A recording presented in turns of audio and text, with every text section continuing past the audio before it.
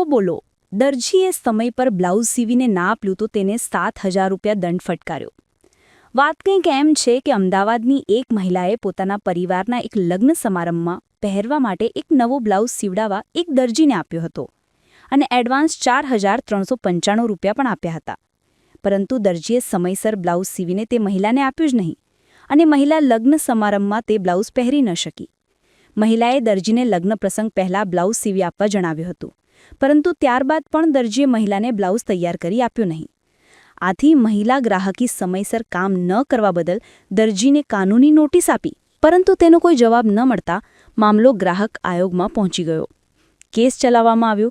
તે સમયે દરજી અદાલત સમક્ષ હાજર ન થયો, જેથી અદાલતે કેસ એકતરફી ચલાવી દરજી વિરુદ્ધ હુકમ જાહેર કરી દીધો, જેમાં મહિલાએ સિલાઈના રૂપિયા 4,395 દરજીને એડવાન્સ આપ્યા હતા તે મહિલાને વ્યાજ સહિત પરત આપવાના રહેશે.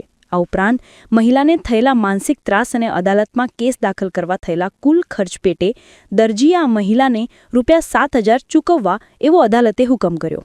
તો શું તમને પણ ક્યારે આવો અનુભવ થયો છે? કોમેન્ટ કરીને જણાવો અને આવી જ માહિતી માટે જોતા રહો મંતવ્ય ન્યૂઝ.